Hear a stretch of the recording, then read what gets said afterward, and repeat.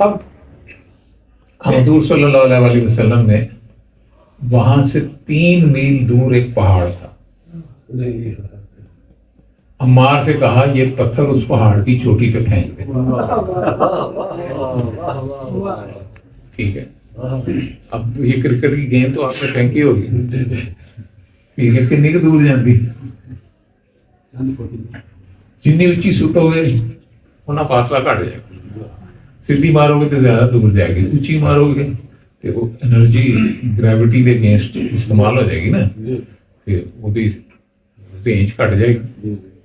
ہوں اتنے انرجی کنی لگی ہے، زمین تے ریڑنا نہیں، پہاڑ کی چوٹی تے سٹنا، ٹھیک ہے، اور نیڑے نہیں، 3 میل دور ہے پہاڑ. جناب عمار نے پتھر سٹے اور پہاڑ کی چوٹی سے چلا گیا. پاک شہنشاہ انبیاء صلی اللہ علیہ وسلم آپ جناب نے فرمایا عمار اس پہاڑ کی چوٹی تے جا، اس پتھر دے نال ہی جتے ڈگیا اس تو کئی گنا بڑا پتھر پیا ہوا وہ چک کے لائے.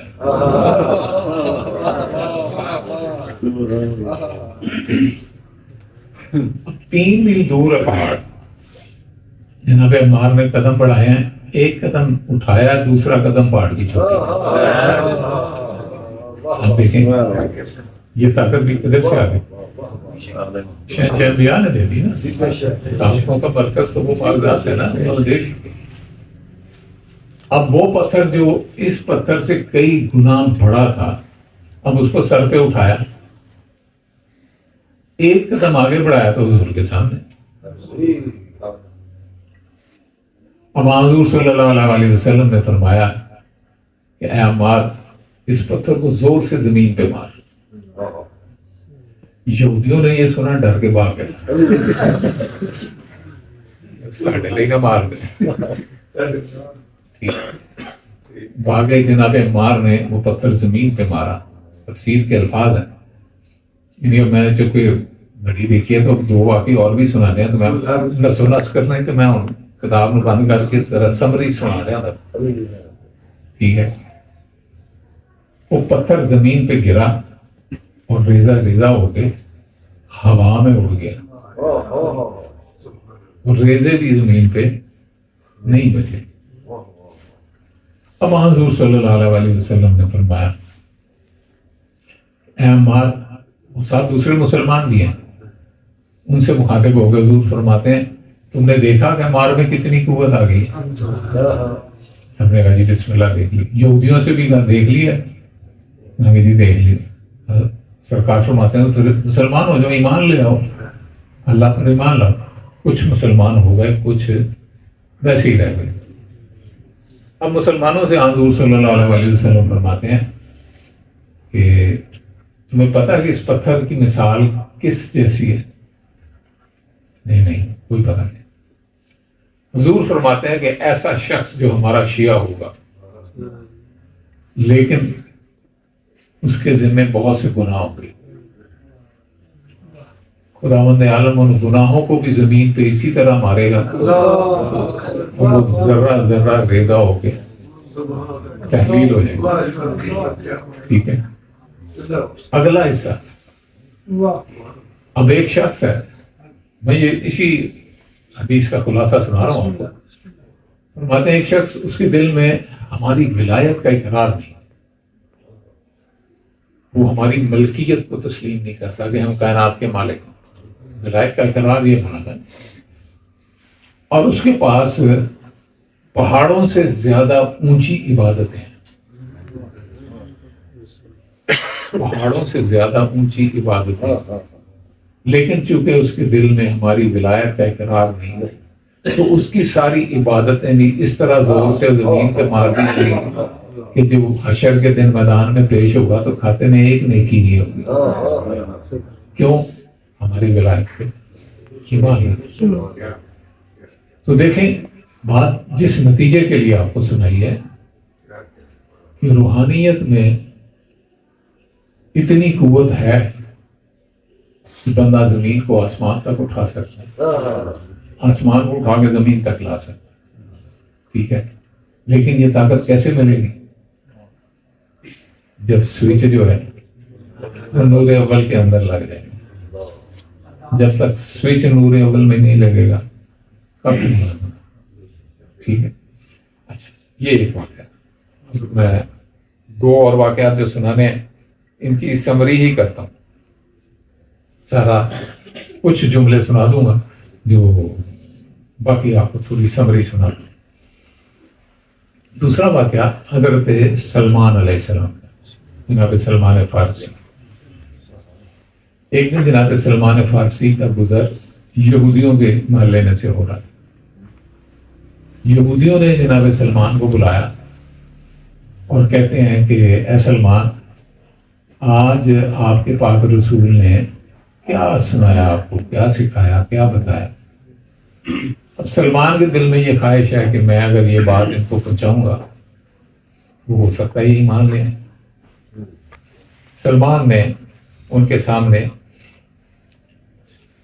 یہ جملہ سنایا کہ پاک شہنشاہ انبیاء صلی اللہ علیہ وآلہ وسلم نے فرمایا ہے کہ پروردگار عالم فرماتا ہے کہ اے میرے بندو، آیا ایسا وقوع میں نہیں آتا کہ تمہارے پاس کوئی بندہ آتا ہے، وہ تم سے کوئی چیز مانگتا ہے اور تم اس کو چیز دینے کے لیے آمادہ نہیں ہوتے، لیکن پھر وہی بندہ کسی ایسے بندے کی سفارش لے کے آتا ہے جو تمہیں بہت پیارا لگتا ہے، پھر تم کیا کرو گے؟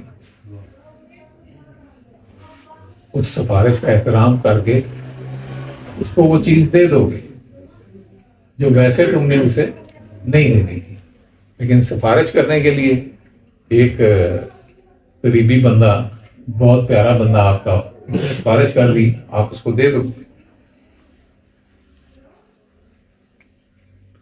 تو خداوند عالم فرماتا ہے کہ اے میرے بندو، آگاہ رہو کہ حضرت سید الانبیاء صلی اللہ علیہ وآلہ وسلم اور ان کا بھائی امیر کائنات اور اس کے بعد ائمہ برحق جو خلائق کے لیے میری طرف آنے کا ذریعہ ہیں اور وسیلہ ہیں، میرے نزدیک تمام مخلوقات سے افضل اور اشرف ہیں، اس لیے جس کو کوئی حاجت درپیش ہو اور وہ اس سے منتفع ہونا چاہے، منتفع ہونا یعنی منافع لینا چاہے، ٹھیک ہے جی، فائدہ اٹھا یا کوئی مصیبت واقع ہو اور وہ اس کے ضرر سے بچنا چاہے تو مجھ سے، اب یہ خداوند عالم فرما رہا ہے اور حضور یہ اللہ کا فرمان ہم تک پہنچا رہے ہیں، تو وہ مجھ سے سید الانبیاء صلی اللہ علیہ وآلہ وسلم اور ان کی آل افضل و طیب و طاہر کا واسطہ دے کر دعا کرے، میں بنسبت اس شخص کے جس کے پاس تم اپنی حاجت میں اس کے سب سے گہرے دوست سے سفارش کراتے ہو، عمدہ اور پسندیدہ طور پر اس بندے کی دعا کو قبول کر لو، جیسی بھی ہے۔ اس نے واسطہ دے دیا نا، سفارش کر دی، تو اللہ فرما رہا ہے کہ میں اس کو پورا کر لوں۔ یہ سن کر یہودیوں نے جناب سلمان کا مذاق اڑانا شروع کر دیا اور کہا ہے ابو عبداللہ، پھر تم ان حضرت کا واسطہ دے کر خدا سے یہ دعا کیوں نہیں کرتے کہ وہ تم کو تمام اہل مدینہ سے زیادہ مالدار اور غنی کر دے؟ یہ تو دولت مانگ لیں۔ جناب سلمان نے جواب دیا کہ میں نے خدا عز و جل سے دعا کی ہے اور اس چیز کا سوال کیا ہے جو تمام دنیا کی بادشاہی سے بہت زیادہ ہے اور اس کا نفع بہت زیادہ ہے، اور یہ درخواست کی ہے کہ مجھ کو ایسی زبان دے جو اس کی حمد و ثنا کرے اور ایسا دل دے جو ان کی نعمتوں کا شکر ادا کرے اور سخت مصیبتوں میں صبر کرے۔ اس خدائے جلیل الشان نے میری اس التماس کو قبول فرمایا اور وہ چیز عطا کی جو کل دنیا اور اس کی تمام نفیس اشیاء سے 10 کروڑ گنا زیادہ افضل ہے۔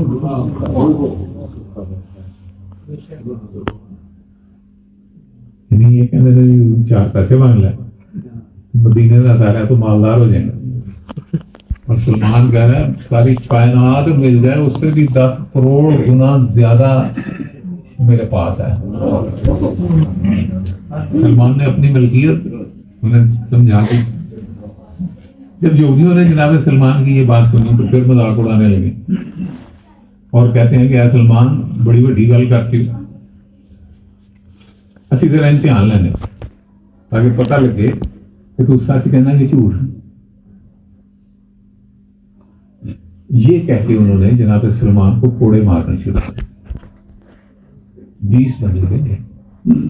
20 بندوں نے جناب سلمان کو کوڑے مارنے شروع کر دیے اور جناب سلمان سے کہا کہ اپنے پروردگار سے یہ سوال کر کہ وہ ہمارے ہاتھوں کو روکے تمہیں کوڑے نہ ماریں.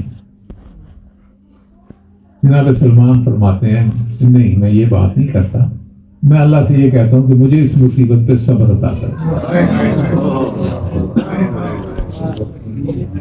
میں یہ دعا نہیں کرتا, میں یہ کہتا ہوں کہ مجھے اس مصیبت پہ صبر عطا فرمائے. مار مار کے تھک گئے, بیٹھ گئے سانس لینے کے لیے. پھر دوبارہ اٹھے اور کہتے ہیں دیکھو تمہارے مذہب میں تقیہ جائز ہے,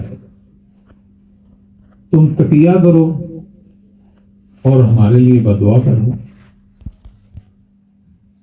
جناب سلمان فرماتے ہیں تقیہ جائز تو ہے لیکن میرے لیے اس وقت جائز نہیں ہے, اس لیے کہ میں اپنے اللہ کے سامنے صبر کے علاوہ کچھ نہیں مانگنا چاہتا. دوسری مرتبہ انہوں نے جناب سلمان کو مارا, لہو لہان کر دیا. ٹھیک ہے, پھر کہتے ہیں تھک کے بیٹھ گئے. پھر کہتے ہیں تو ہمارے لیے بددعا کیوں نہیں کرتا. انہوں نے پھر مارنا شروع کر دیا. تیسری دفعہ پھر مارا اور آخر میں تھک کے کہتے ہیں اتنا تو ہم کسی بھی جاندار کو مارتے تو وہ زندہ نہ رہتا. کہتا یہی تو ثبوت ہے کہ اللہ نے مجھے صبر کی توفیق دی. یہی تو دلیل ہے کہ اللہ نے میری دعا قبول فرمائی اور مجھے صبر کی توفیق دی. اب یہاں اب دیکھیں نا سلمان شاگرد کس کا, مولا میر کائنات. مولا میر کائنات کو وہ فرمان ذہن میں لائیں. جناب مالک اشتر اور مولا میر کائنات یہ دونوں جنگ صفین میں حملے پہ اکٹھے. جناب مالک فرماتے ہیں مولا آج نوکر اور آقا برابر ہو گئے. شہنشاہ پوچھتے ہیں کیسے. جناب مالک اشتر فرماتے ہیں کہ مولا آج آپ نے بھی 500 قتل کیے, میں نے بھی 500 قتل کیے, برابر ہوگا. امام فرماتے ہیں اے مالک تیرے اور میرے قتل میں ایک فرق ہے.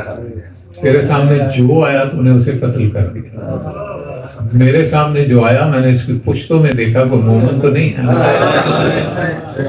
جس کی پشت میں کوئی مومن آنے والا تھا میں نے اسے قتل نہیں کیا. تو یہاں پہ جناب سلمان جو جواب دیتے ہیں یہودیوں کو, جواب میں ارشاد فرماتے ہیں کہ دیکھو میں بددعا تو کر دوں تمہارے لیے لیکن مجھے کیا پتا کہ تم میں سے کسی نے آنے والے وقت میں مسلمان ہو جانا ہے. میں اپنی بددعا سے ایک آنے والے مسلمان کو قتل کر دوں, اس لیے نہیں کرتا. اب جب یہ فرمایا تو اس مکان کی دیوار پھٹ گئی.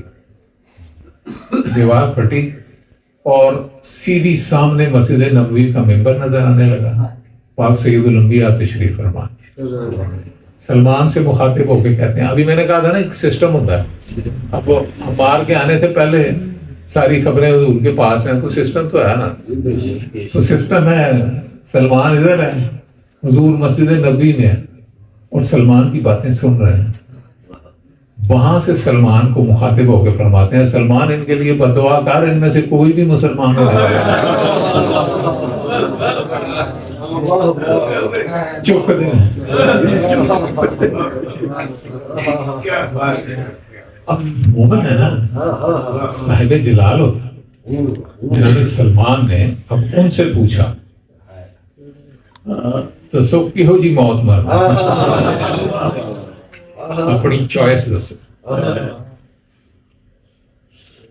وہ کہتے ہیں کہ یہ جو ہمارے ہاتھوں میں تازیانے ہیں، یہ تازیانے اژدہا بن جائیں اور ہمیں کھائیں.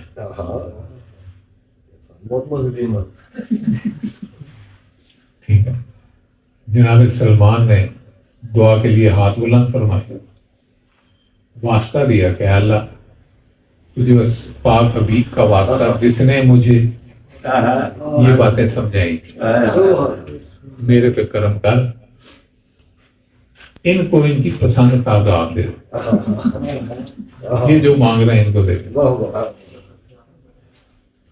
اب تفسیر میں لکھا ہوا کہ ان کے ہاتھوں میں جو کوڑے تھے وہ افعی بن گئے. الف عین چھوٹی ہے، افعی.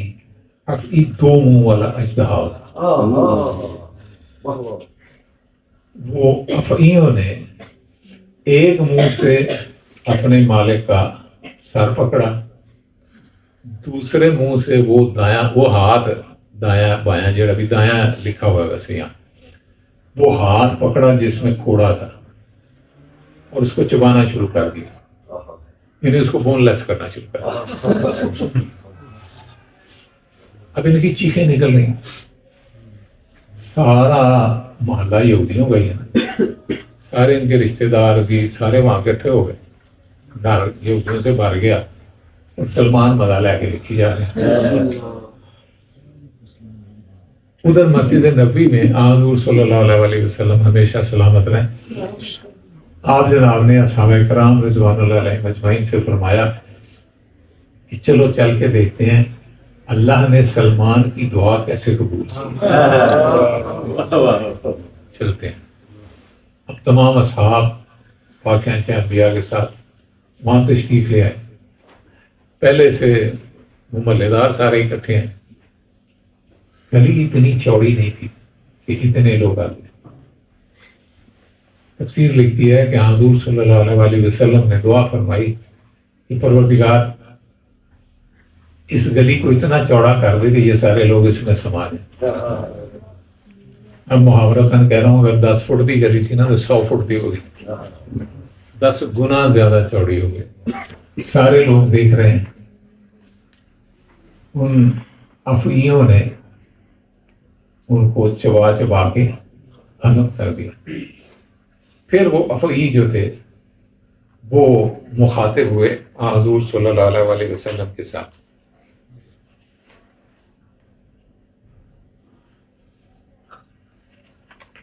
وہ الفاظ سناتا ہوں میں جو ان افعیوں نے سلام کے لیے کہے.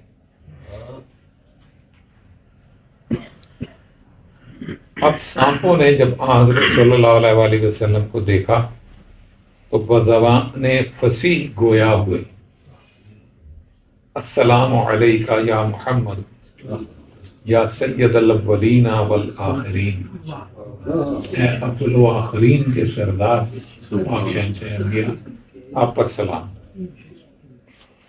پھر جناب میرے کائنات علیہ الصلوۃ والسلام کو سلام کیا. یہ لفظ استعمال کیا، السلام علیکہ یا علی یا سید الوسیین، اے شہنشاہ امیر کائنات اور اے تمام اوصیاء کے سید و سردار.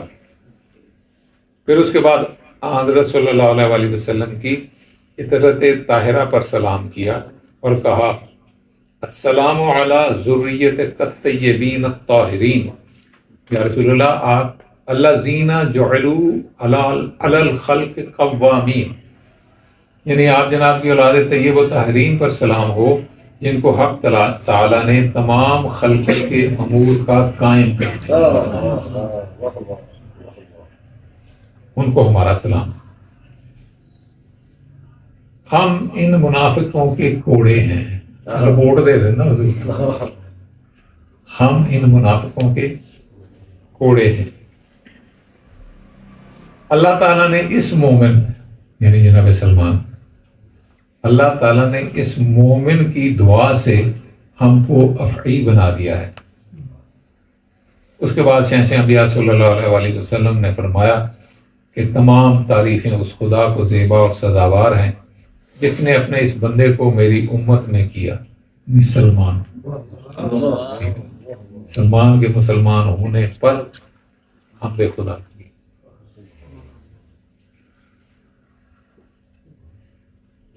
شروع میں بد دعا سے باز رہنے اور صبر کرنے اور آخر کار نا امید ہونے کے بعد بد دعا کرنے میں یہ نو سے مشابہ ہے.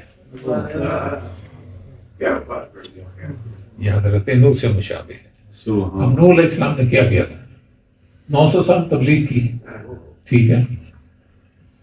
پھر جب یقین ہو گیا کہ اب مزید کسی نے ایمان نہیں لانا، تو اب نو علیہ السلام نے بد دعا کی اور وہ سیلاب آیا، وہ سارا، ٹھیک ہے. جب تک وہ نا امید نہیں ہوئے نا، جب تک انہیں یہ آس رہی کہ شاید کوئی اور مسلمان ہو جائے، ایمان لے آئے، انہوں نے بد دعا نہیں کی. حضور فرماتے ہیں کہ یہ بھی نو کے مشابہ ہے.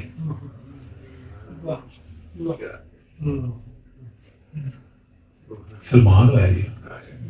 موسیٰ کے مشابہ مجھے ان کے کوڑے بن گئے تھا. ایسے تو جو بھی اچھی کیا وہی پڑھنا سارے، مطلب کہ اپنی مرضی نہیں نہ لانا. اب پھر افیوں نے عرض کی کہ یا رسول اللہ، ہم ان کافروں پر نہایت غضبناک ہیں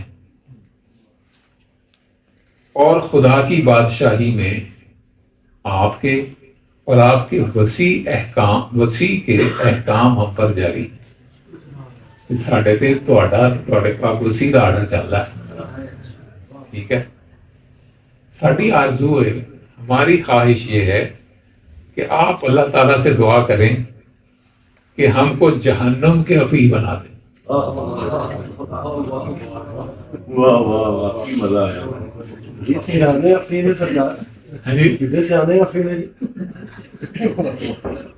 واہ واہ ساری مخلوق سیانی ہے، واہ واہ واہ. ٹھیک ہے، نہیں سیانے تے اسی نہیں. اگلا واقعہ جو ہے نا، اس میں آپ کو جانوروں کی قوت کا پتہ چلے گا. ہمیں جہنم کافی بنا دے جو ان کافروں پر مسلط ہوں گے، تاکہ جس طرح اس دنیا میں ہم ان کو نگل گئے ہیں، وہاں بھی اسی طرح ان کو آزار پہنچائیں گے. رسول خدا صلی اللہ علیہ وسلم نے فرمایا کہ تمہاری درخواست قبول ہو گئی. اب تم ان کافروں کے بدنوں کے ٹکڑوں کو جو تمہارے پیٹوں میں ہیں اگل دو، اور بعد ازاں جہنم کے سب سے نیچے والے درجے میں چلے جاؤ، تاکہ ان کی زیادہ تر رسوائی اور بدنامی ہو اور ننگو آر بہت عرصے تک ان کے لیے باقی رہے. جب وہ میدان میں لوگوں کے درمیان دفن کیے جائیں گے، تو بہت سے مومنوں کو ان کی قبریں دیکھ کر عبرت ہوگی کہ یہ لوگ مومن نیکوکار حبیب سید الانبیاء یعنی سلمان کی بد دعا سے ہلاک ہوئے تھے. قبریں اڑ گئی ہیں.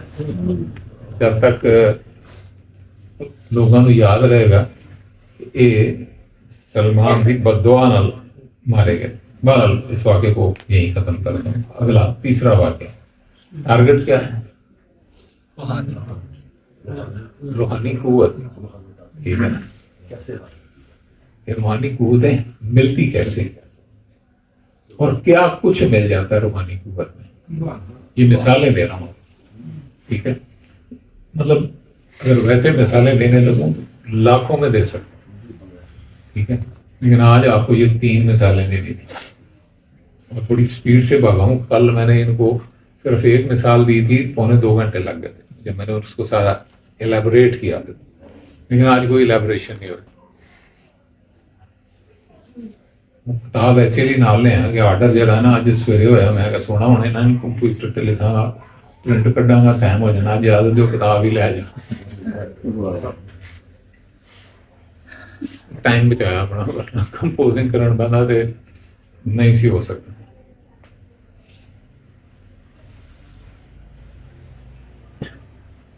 مولا امام عسکری صلوات اللہ علیہ،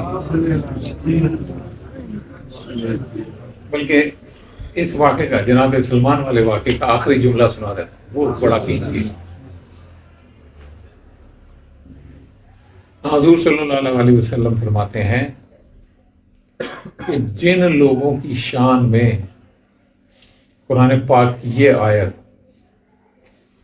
کہ الذین یؤمنون بالغیب، جو غیب پر ایمان लाते हैं। हुजूर पाक फरमाते हैं जिन जिन लोगों की शान में ये आयत नाजिल हुई है सलमान उन सब से बड़ा है। वाह वाह वाह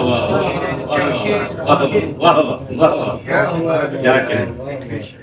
सलमान उन सब से अभी। अब ये वाकया मेरे 11वें मौला सकीम इकबाल ने इरशाद करना जरा साहब ਤੁਹਾਨੂੰ बोरियत तो नहीं हो रही? नहीं बिस्मिल्लाह मतलब कि कोई ऐसी गल नहीं मैं क्या अगर हाँ जी। जाना है तो जल्दी तो नहीं बिस्मिल्लाह हाँ जी लेकिन मौजू ना मुख्तसर जिहा होना चाहिए ਜਿਹੜਾ ਮਾਈਂਡ ਦੇ ਵਿੱਚ ਪੈਦਾ ਜਦੋਂ ਜ਼ਿਆਦਾ ਹੁੰਦਾ ਨਾ ਫਿਰ ਉਹ ਸਾਈਡ ਮਾਰ ਦਿੰਦਾ ਜੀ नहीं है बंदे जिन्ने जे ना ਵੀ ਉਹ ਤੇ ਮੇਰਾ ਅੱਲਾ ਦਾ ਮਾਮਲਾ ਨਾ ਜੀ ਸਾਡੇ ਦਿਨ ਚ ਨੇ बिस्मिल्लाह मैं जो अर्ज कर रहा ਲਾਇਆ ਉਹ ਮੁਖਤਸਰ ਜਿਹਾ ਹੋਵੇ ਨਾ ਪ੍ਰੋਗਰਾਮ ਕੋਈ ਵੀ ਉਹ ਪ੍ਰੋਗਰਾਮ ਫਿੱਟ ਬਹਿ ਜਾਂਦਾ ਦਿਨ ਦੇ ਵਿੱਚ। ਉਹ ਨਹੀਂ ਮੈਨੂੰ ਇਹਨਾਂ ਨਾਲ 18 ਸਾਲ ਹੋ ਗਏ ਸਰ ਅਸੀਂ 10-10 ਘੰਟੇ ਦਾ ਮੈਚ ਬੜੇ ਸ਼ੁਗਲ ਦੇ ਨਾਲ ਵੇਖੀਦਾ ਤੇ ਇਹ ਸਾਡੇ ਵਾਸਤੇ ਥੋੜਾ ਟਾਈਮ ਜੇ ਅਸੀਂ ਉਹਨਾਂ ਜ਼ਿਆਦਾ ਟਾਈਮ ਸ਼ਾਇਦ ਬਿਸਮਿਲ੍ਲਾ ਠੀਕ ਹੈ ਮਤਲਬ ਇਹ ਆਦੀ ਹੈ ਹਾਂਜੀ ਇਹ ਤੇ ਮੈਂ ਹੁਣ ਬਹਿ ਗਿਆ ਕੋਈ ਗੱਲ ਨਹੀਂ। ਵਰਨਾ ਮੈਂ ਖਲੋ ਕੇ 2.5 ਘੰਟੇ 2 ਘੰਟੇ ਸਵਾ 2 ਘੰਟੇ ਮੇਰੀ ਐਵਰੇਜ ਔਰ ਸਾਰੇ ਤਿਆਰ ਹੁੰਦੇ ਨੇ ਜਿੰਨ ਠੀਕ ਹੈ ਇਹਨਾਂ ਜੋ ਦੋ ਬੰਦਿਆਂ ਨੇ ਪੌਣੇ 9 ਵਜੇ ਉੱਠਣਾ ਹੁੰਦਾ ਤੇ ਉਹਨਾਂ ਨੇ 9 ਤੋਂ 10 ਦੁਆ ਕਰਨੀ ਹੁੰਦੀ ਬਾਕੀ ਸਾਰੇ ਟਾਈਮ ਲੈ ਰਹਿੰਦੇ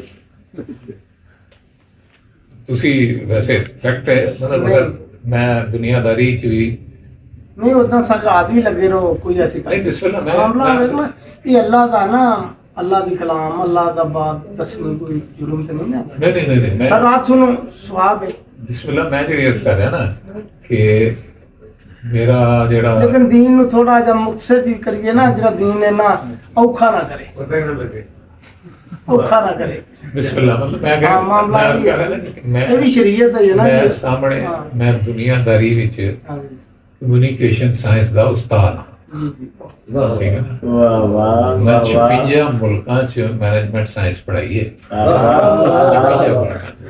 ਠੀਕ ਹੈ ਨਾ ਜੀ ਇਹਸਾਨ ਹੈ ਮੇਰੇ ਮਾਲਿਕ ਦਾ ਮੇਰਾ ਮੈਂ ਕਮਿਊਨੀਕੇਸ਼ਨ ਦੇ ਸਾਰੇ ਅਸੂਲ ਸਾਰੇ ਜ਼ਾਬਤੇ ਅਤਪਾਰ ਨੇ ਠੀਕ ਹੈ ਨਾ ਇਸ ਮੈਨੂੰ ਪਤਾ ਹੈ ਕਿ ਕਿੰਨੀ ਹਿਊਮਨ ਕੈਪੈਸਿਟੀ ਕਿੰਨੀ ਹੁੰਦੀ ਹੈ ਮੈਂਟਲ ਕੈਪੈਸਿਟੀ ਕਿੰਨੀ ਹੈ ਟੋਲਰੈਂਸ ਲੈਵਲਸ ਕੀ ਹੁੰਦਾ ਹੈ ਉਹਨਾਂ ਸਾਰੀਆਂ ਗੱਲਾਂ ਦਾ ਪਤਾ ਹੈ ਲੇਕਿਨ ਮੈਂ ਅੱਗੇ ਜਾ ਕੇ ਸੁਣਾਈਦਾ ਵੀ ਅਲਹਮਦੁਲਿਲਾ ਜੀ ਤੁਹਾਡੇ ਵਾਕਿਆ ਅੱਗੇ ਜਾ ਕੇ ਸੁਣਾਈਦਾ ਹਾਂ ਲੋਕਾਂ ਨੂੰ ਬੜਾ ਬਿਸਮਿਲ੍ਲਾ ਨੌਕਰੀ ਹੋਈ ਜੀ ਸ਼ੁਕਰ ਹੈ ਉਸ ਮਾਲਿਕ ਦਾ ਜਿਹਨੇ ਨੌਕਰੀ ਲਾਤੀ ਵਾਹ ਠੀਕ ਹੈ ਨਾ ਐਹਸਾਨ ਹੈ ਉਹਦਾ ਬੇਸ਼ੱਕ ਵਰਨਾ ਮਤਲਬ ਅਸੀਂ ਤੇ ਫਿਰ ਅੱਜ ਕਿਤੇ ਯੂਰਪ ਵਿੱਚ ਲੈਕਚਰ ਦੇ ਰਿਹਾ ਹੁੰਦਾ ਉਹਨਾਂ ਨੂੰ ਮੈਡੀਸਨ ਦੀ ਮਾਰਕੀਟਿੰਗ ਪੜ੍ਹਾ ਰਿਹਾ ਹੁੰਦਾ ਠੀਕ ਡਾਲਰਾਂ 'ਚ ਪਾਉਂਡਾਂ 'ਚ ਯੂਰੋ 'ਚ ਪੈਸੇ ਕਮਾ ਰਿਹਾ ਹੁੰਦਾ ਠੀਕ ਹੈ ਨਾ ਮੈਂ 2 ਦਿਨ ਲੈਕਚਰ ਦੇਣ ਦੇ $10,000 ਵਸੂਲ ਕਰਨਾ था ਹਾਂ ठीक है दुनिया बड़ी खाली जो है साहब जो फकीरी स्वाद है और कहीं आज नहीं है मौला साहिब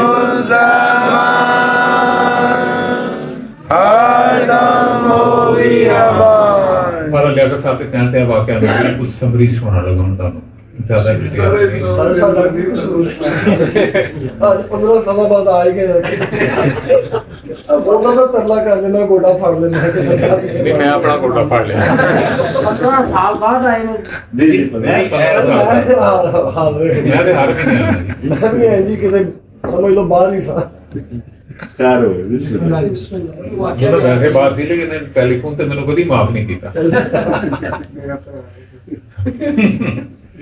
बिस्मिल्लाह किताब मैं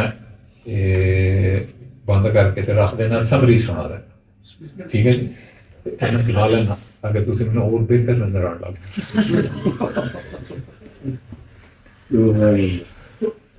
देखें एक दिन जनाब सलमान जनाब अबू जर ये वाकया जनाब अबू जर का ठीक है अब 3 वाकयात आपको सुनाए तीसरा शुरू करने लगा हूं ईमान के 10 दर्जे ਜੀ सलमान 10वें दर्जे का मोमिन है ठीक है अबू जर 9वें दर्जे के मिकदाद 8वें पे है, अम्मान 7वें पे। आपको पहला वाक्य सुनाया वो ईमान के 7वें दर्जे वाले का है, ठीक है। फिर दूसरा सुनाया 10वें दर्जे वाले का, और तीसरा सुनाने लगा 9वें दर्जे वाला।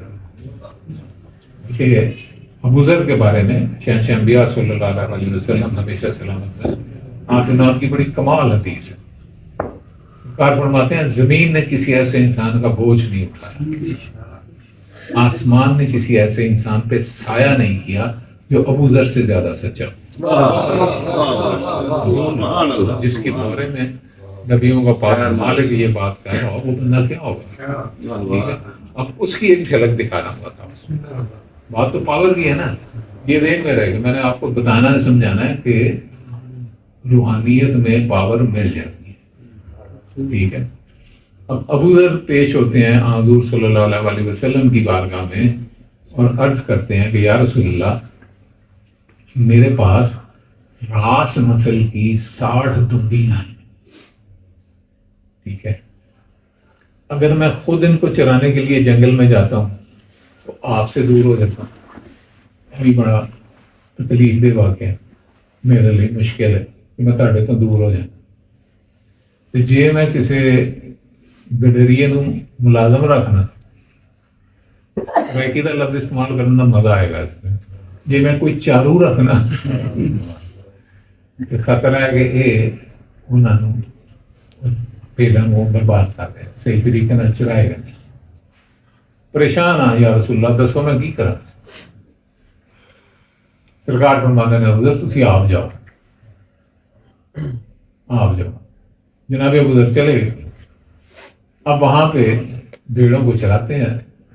एक दिन एक चल रही थी और जनाब अबू ज़र एक पत्थर पे खड़े हो गए, नमाज पढ़ रहे हैं। नमाज के दौरान उन्हें महसूस हुआ कि एक भेड़िया आया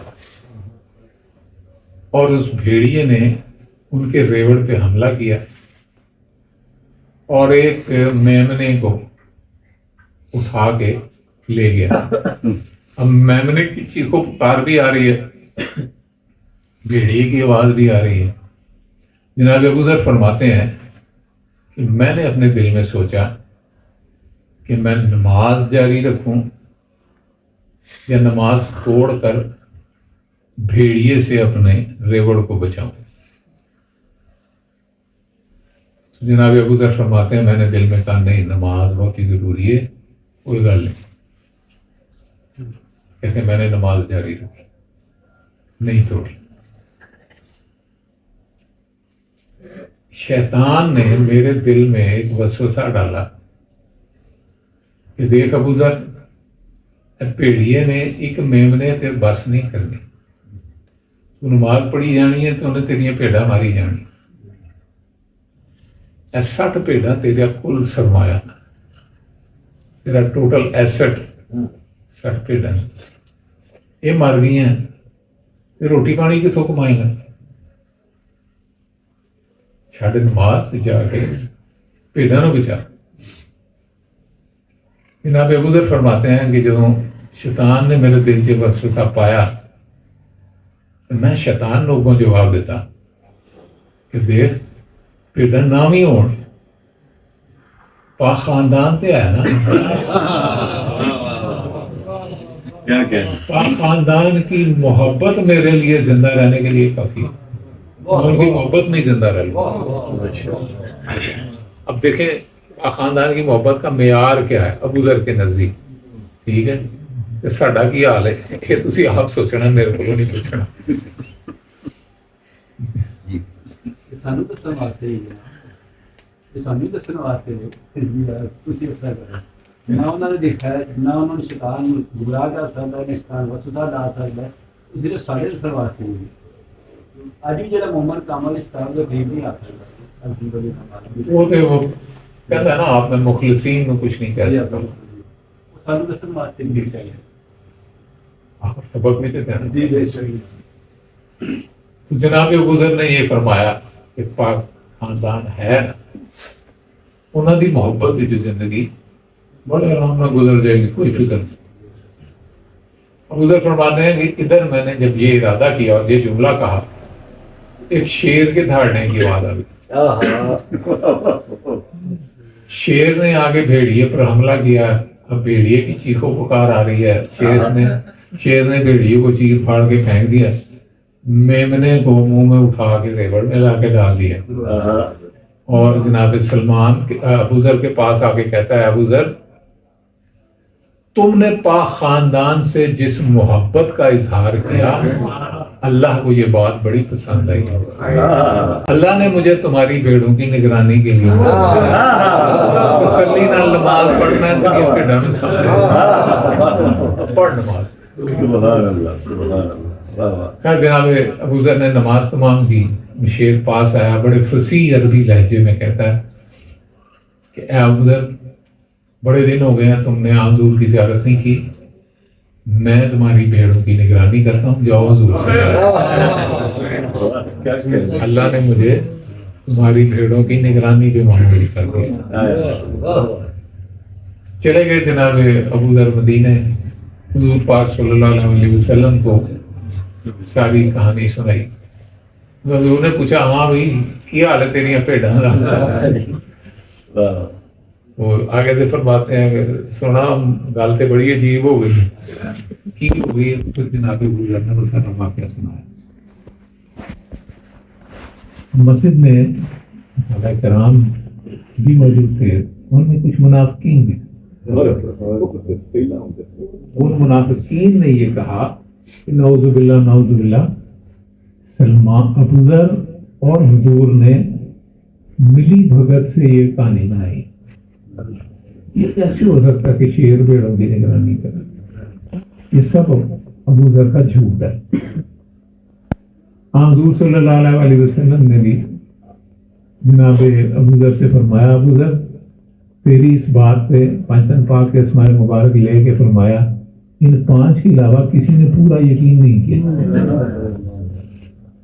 جناب ابو ذر سے فرمایا اچھا چلو جاؤ اپنی بھیڑوں کے پاس. بھیج دیا واپس. اب ان میں سے 20 منافقین جو تھے نا انہوں نے کہا ابو ذر کا جھوٹ کٹ کے رہنا. جا کے دیکھنے ہیں کہ بھیڑاں دی شیر نگرانی کرتا ہے کہ نہیں کرتا. اب جب وہ منافقین پہنچے تو کیا دیکھتے ہیں کہ ابو ذر پھر پتھر پہ لوگ نماز پڑھن دیا. شیر بھیڑاں کے گرد چکر لائی جا رہے. جی بھیڑ سے کھبے ہوتے جا کے ہلکا آ کے پھر ریوڑ دے وچ کر لین. جناب ابو ذر نے نماز مکمل فرمائی کہ شیر پھر کو لایا. یا ابو ذر اللہ نے مینو تھوڑیاں بھیڑاں کا نگران بنا دتا. ہوں تھوڑیاں بھیڑاں میں ہی سامبھنیاں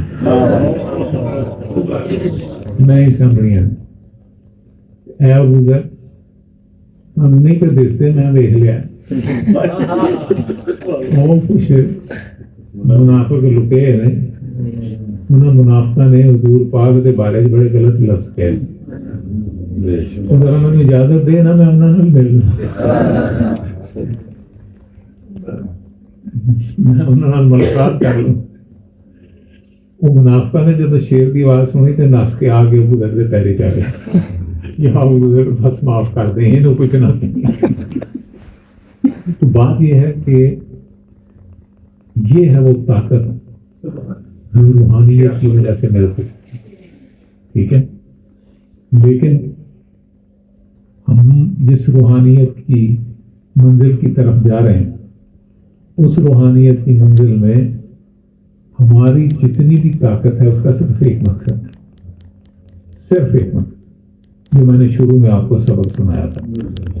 وہی مقصد ہمیں روحانیت سے کوئی ایسی طاقت نہیں چاہیے کہ جسے ہم لوگوں میں خود اپنے آپ کو چودھری بنا کے پیش کریں. ہمیں کوئی پیری مریدی والی گدی کا سسٹم نہیں چاہیے. ہم اپنے گھٹنوں کو ہاتھ نہیں لگوانا. ہم کسی سے چندہ چڑھاوا نہیں لینا. صرف ایک چیز چاہتے ہیں کہ لوگوں کے دلوں میں ہمارے مالک کی محبت پیدا ہو جائے اور اس محبت کے نتیجے میں ہمارے مالک کا ظہور ہو جائے. خاندان میں سے दुख का जमाना खत्म कर। देखें फर्श अज़ा तो पाक घर में आज भी है ना, ये जितनी मजालिस होती हैं, ये जितना गिरिया और मातम होता है, आपका क्या ख्याल है इसका असर पाक खानदान पे नहीं होता? वो इस दुख में आपके साथ शामिल नहीं होते? गुस्सा तो होता ही उस वक्त है जब वो साथ शामिल हो जाए। ठीक है, हमारी ख्वाहिश तो ये है ना कि ये खून के आंसू रुकें, पाक घर में खुशियों का मौसम। ठीक है, और मैंने आपको वो वाक़या सुना दिया था ना, लेकिन चेहरे नए और दूसरे मलिक साहब ध्यान करना, एक वाक़या बड़ा मज़ेदार सैयदज़ादा सियालकोट विच ते उन्होंने खुद मैनू सुनाया। मैं कहा यार तू मैनू वॉइस मैसेज करके भेज। अच्छा, वो कारीगर है ना, उन्हें अपना नहीं कहता ना, मेरे एक दोस्त ना लग गया होया उधर नाल अपना, वो मैंने वॉइस मैसेज सारे भाइयों को भेज दिया था, आपको सुना। वो कहते हैं कि मुझे काश का हुआ शहंशाह ज़माना एक मुसरत ने एक मसनद पाक पे तशरीफ फरमा, लेकिन मैं अदब से अपनी नजरें उनके कदमों में जमा के बैठूं, मैं रुख अनवर को नहीं देख रहा। मुझसे सही जो बाबा जिन्हें हम बड़े सही सरकार थे, वो कहते हैं जी कि बड़े सही सरकार का आपके लिए एक पैगाम है, अगर इजाज़त हो तो सुना दूं? मुझसे नहीं फरमाते हैं हाँ सुनाए। वो अर्ज करता जी बारगाह वाले शहंशाह फरमा रहे थे कि हमने हम का लिबास उतार दिया, हमने खुशियों का लिबास उतार दिया। ठीक है, तो मुझसे सही फरमाते हैं जरा आंखें ऊपर करके हमें देखो तो सही। वो कहता मैंने आंखें ऊपर की तो सरकार ने बेहतरीन लिबास पहना हुआ था, शाहाना लिबास था, और गले में अजरक पहनी हुई थी। पिछली बारी मैं अजरक पहन के आया था, इतनी परवेज भाई नहीं पाई हुई। ठीक है, तो अब बात ये ज़माना ये है, दौर ये चल रहा है, सब गम के लिबास उतरे हुए, खुशियों के लिबास से बेतन किए गए। अब वो कहते ना जी गड्डी जाती हो ना तो नस के आखिरी डब्बे च भी बह जाओ ना, मंजिल तक पहुंच जाना। अब ये आखिरी डब्बे की बारी है, माहौल ये लग रहा है सुस्ती नहीं करनी, मालिक से अपने इश्क और मोहब्बत को पक्का करें। ठीक है, और उसके लिए रूहानियत चाहिए, रूहानियत के लिए खुलूस चाहिए। ठीक है, बस दुआ करते हैं कि मालिक हमारे इस कोशिश को कबूल फरमाए।